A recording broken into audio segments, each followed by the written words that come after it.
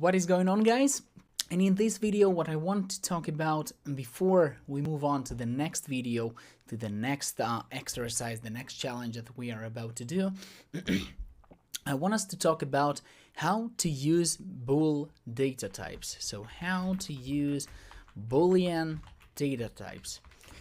So similarly to integers, doubles, floating point, chars, and so on, which every one of them represents different data types, we also have a Bool data type that its values are either true or false. So just like you had a floating point number, for example, I don't know, 3.14 or any other floating point number, and you also had integers which had simply a broader range of values, we also have a Bool data type which can be either true or false, okay?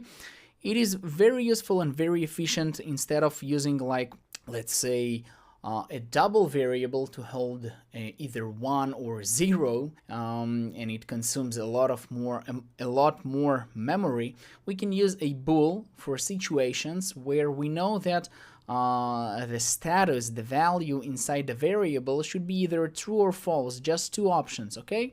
That's something that you will encounter a lot in your programming career.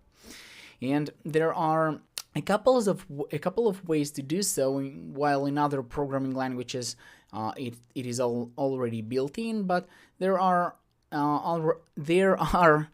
basically two options that I think I should mention right now, although there are also additional options, at least 3, 4, or even 5 other options to use Booleans in our C programming language, but two of them I will show you right now. So the first one goes like this.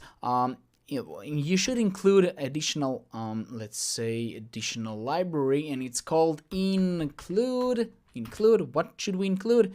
We should include std bool, std, and just search for bool, standard boolean dot header. And now if you would like to create some boolean variable, okay, so let's say you would like to create a boolean variable bool still raining, okay, still raining, and put its value to be true, okay. And you simply created a variable of a Boolean type with the value of true, and you may simply use something like that. So while it is still raining, okay, while this result here is true, then in this case, let's just use printf. It is still raining. It's still raining. Rain, rain, rain. Okay, something like that. So, and this iteration will run as long as, I don't know, as long as some condition happen. So when this condition of still raining will be equal to false, okay, this loop, this while loop will be over, and then you will stop the execution. So once you're out, let's say printf, oh, it stopped raining. Finally, a sunny day.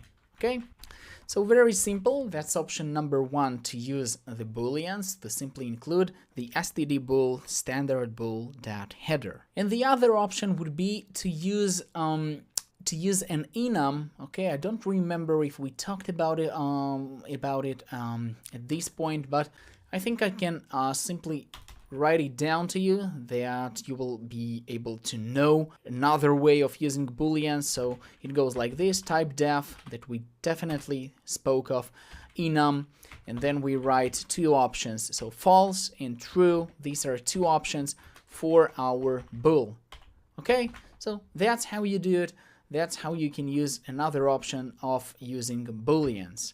And don't get afraid of this enum body if you're not familiar with it. We already talked about it, or we will talk about it in the future. Let me know if you have any questions about it. And basically, now you know how to use two options of booleans in our C programming language, and you are ready to move on to the next exercises.